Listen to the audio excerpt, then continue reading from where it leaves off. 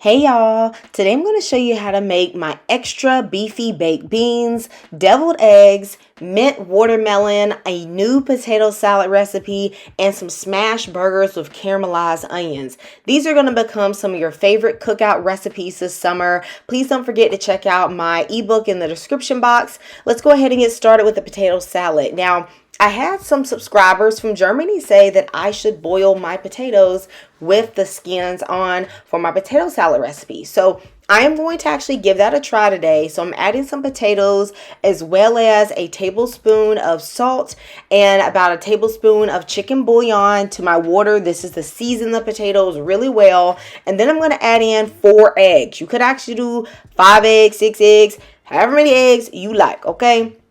I'm going to let this boil for about 7 minutes, and then I'm going to go in there and I'm going to actually take out my eggs, and I am going to take out the small potatoes. As you can see, they were not all the same size, and when I poked my fork in them, I realized that the small ones were definitely ready, and the larger sizes needed about 10 extra minutes to boil. When they were done, I took them out and I put them in a bowl and I put them in the refrigerator so that they could completely cool down for a few hours. I'm then going to chop my eggs. Of course, I peeled them and I'm just going to cut them into cubes. You can also take a grater and you can grate your eggs if you want really small pieces. I do that sometimes and I love that as well.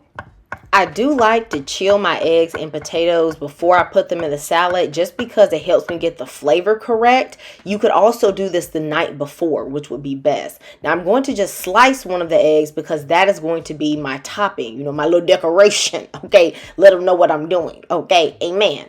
The potatoes are going to be super easy to peel once they have cooled down, and I just take all of that off and then just use my knife to take off any eyes or any spots that are bad. Now, it was a little bit difficult for me to slice the potatoes because the starchy of the potato starch, because they were cooled down. And so just take your time with that. It's not hard, but that's just something to be aware of. I'm going to cut them into cubes and then I'm going to place them aside. Now, I will admit that once I finished my potato salad and I actually tried everything, I really did like the texture of the potatoes better cooking them this way. I felt like they held themselves together a little bit more. So thanks to whoever gave me that tip.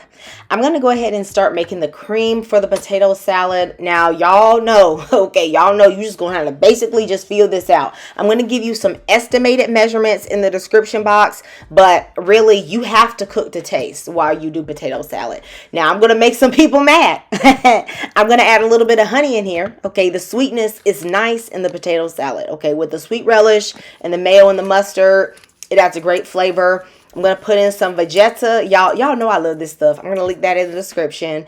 And some salad supreme. A friend of mine put me onto this. And it does add a nice taste and color to your potato salad. Some salt, some pepper. I'm going to mix this together. And once I did, I gave it a taste. And I realized that I wanted to add a little bit more mayo to this. So I added in a little bit extra. I wanted a little bit more sweetness. So I put in some more sweet relish. A little bit more pepper, okay, add a little bit more salad supreme just for a little flavor, okay, and I just worked it out, okay. Now if you want it a little sweeter, you could also add in a little bit extra honey.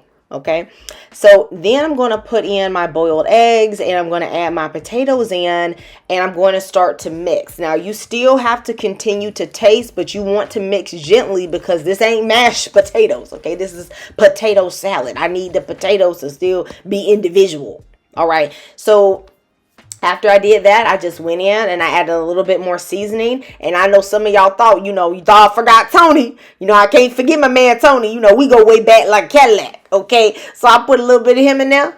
And then this was perfect. Okay, so I just mixed this and then I added paprika and the other boiled eggs. And you'll see that on the end of my plate. Okay, so I put that in the fridge.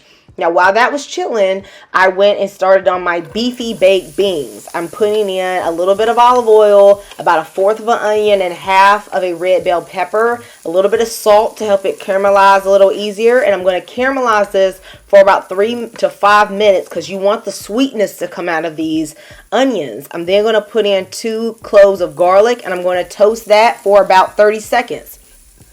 I'm going to do a 1-to-1 ratio with the beef and the baked beans. So I have 1 pound of beef And then I'm going to use 1 can of baked beans. I'm going to start to season this with some of that W sauce. Okay, and then I'm going to add in some garlic powder, some onion powder, some beef bouillon, okay, a little bit of salt. You just have to do this to taste. Remember, this beef has no flavor, so you can't just cook this and throw this in with the beans. It's going to dilute the flavor. Once this has been cooked thoroughly, I'm going to drain off the extra fat. You don't want your beans to be greasy, so just get as much as you can, but it doesn't matter if you get all of it, all right? Then I'm going to actually go in and taste my beef. It is very important that you taste while you cook. It's fully cooked right now, so it's safe for me to taste it. And I added some extra seasoning, some extra white pepper, some extra garlic. This is how you cook well. You taste while you cook. You don't just wait till the end. I'm then going to add in my whole can of, this is just the original Bush's baked beans. I'm going to add about 1/4 cup of water in there just to get all the beans out. That little bit of water is not going to dilute the flavor because these beans are going to really, the sauce is going to reduce in the oven. All right, now I'm going to season some more. In total, I used about 2 tablespoons of barbecue sauce, a tablespoon of ketchup, about 1/2 tablespoon of mustard, and I added a little bit extra garlic powder and white pepper. I personally am not going to add any sugar to this because when this sauce reduces, there's already sugar in the ketchup, the barbecue sauce, the baked beans themselves. So the sweetness, you don't want it to get out of control. I'm going to put this in a pan and I'm going to bake this covered with foil at 350 for 30 minutes. I'm then going to take off the foil. I'm going to mix it. I'm going to bake it uncovered for 20 minutes. That's going to reduce the sauce. And then you are going to have this. You see how that sauce thickened up? Okay, you see how it looked delicious and all creamy and Okay, these are the ultimate baked beans. Not too sweet, perfectly seasoned. All right, now we're going to get started on the deviled eggs. I am going to show you a trick to get perfect boiled eggs every single time, especially for a recipe like this. Now, I'm just going to add 10 eggs to a pot. There's no temperature on it, nothing. And then I'm going to put in some cold water. I'm going to cover it up by about 1 inch of water. And then I'm going to add a tablespoon of kosher salt.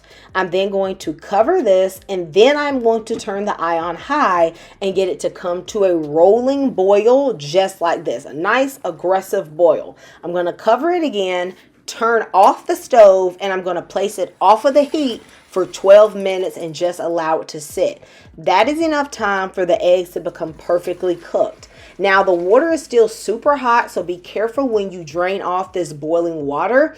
Now I don't typically have ice in my house, so I'm just going to go take cool water from the tap and I'm going to run it over the eggs in the pot so that they are cool enough for me to handle. And then I'm going to place them into another bowl in cold water and allow them to sit for about 10 minutes until they are at least at room temperature. If you have ice, you can let them sit in ice. Now you are going to see that they are going to be nice and cool, and I'm just going to show you all a nice trick to peel them perfectly. I like to tap it and very gently roll them on my cutting board. Do not apply pressure or else you will crack the egg white, okay? Then you can go ahead and peel them. Super easy. You have to give me a thumbs up and subscribe just for giving you all that banging tip. Now, no matter what you do, there's always one, okay, who want to act up. Don't worry, we still gonna eat him though, okay? But the rest of them, they knew what to do. Now, these ingredients are very simple. Now, one of the key ingredients to my deviled eggs is a little bit of sour cream. It adds a little tang, but everything else you guys really should already have in your cabinet. Now, to make this easier, I like to use a food processor to pop my egg yolks in. Now, if you want to use just a fork and a bowl, you can do that too, okay? You ain't got to have all the equipment. I'm going to put in just 1 tablespoon of sour cream, and I'm going to start off putting a tablespoon of mayonnaise. I am then going to use a fork to get out my sweet relish. I don't want really a bunch of the juice.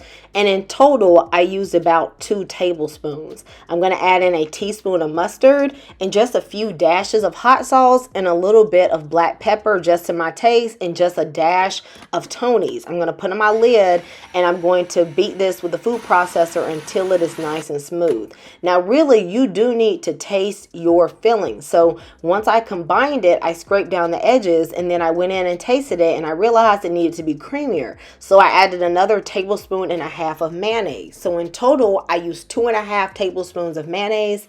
I put in a pinch of salt. I blended it again, and then I felt it needed just a little bit more sweetness, so I added a touch of honey. Now, before some of y'all say I can't use honey, remember, sweet relish is basically just sugar, so you really can. It won't taste like honey.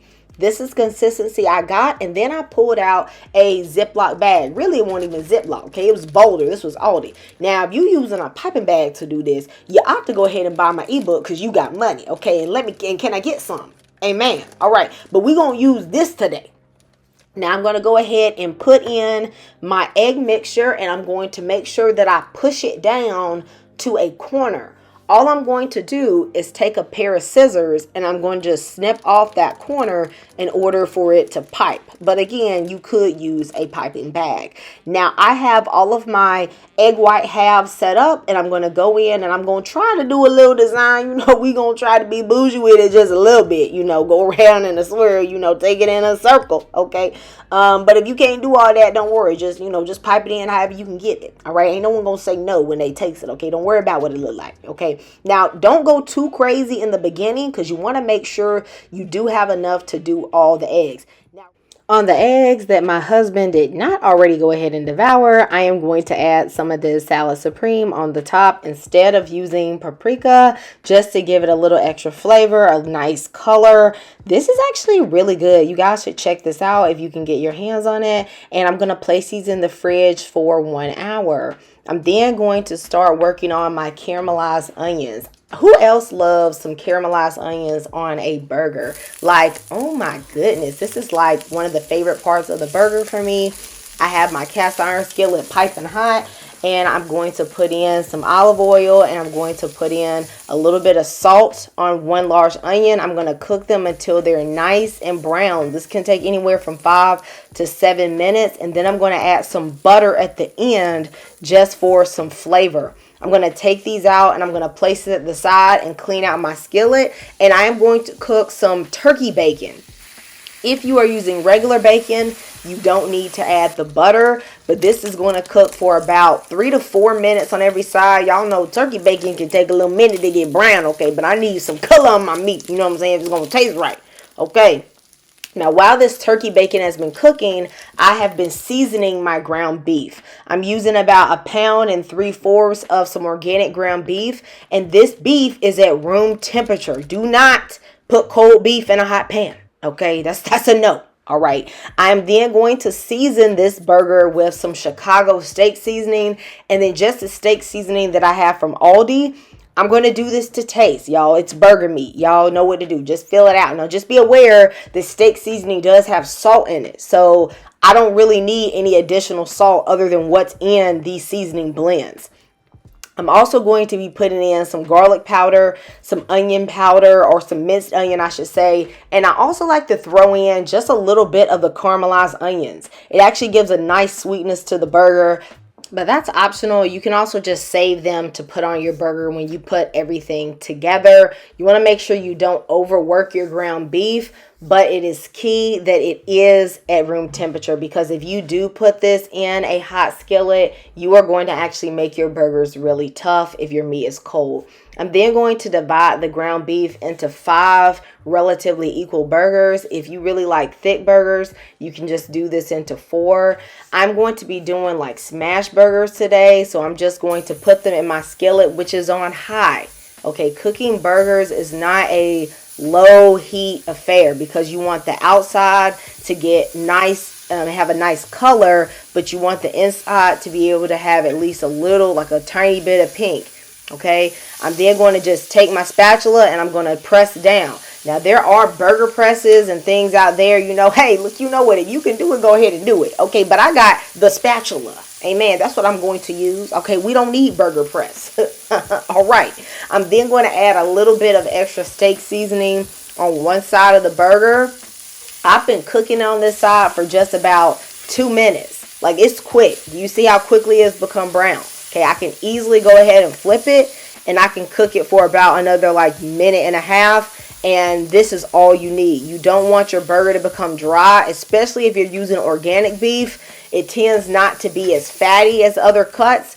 So that's all you need. Now, something I love in the summer is some mint watermelon. Have you guys ever tried this? Now, the best way to cut a watermelon is to first cut it in half, put it on your cutting board, and then trim off the rind. As you can see, there's a deep yellow part on my rind. That is going to let you know that your watermelon is very ripe. And this was a delicious watermelon, a sugar baby type. That's an old heirloom type of watermelon that tends to always taste good. I actually think they tend to have a better flavor than the seedless ones.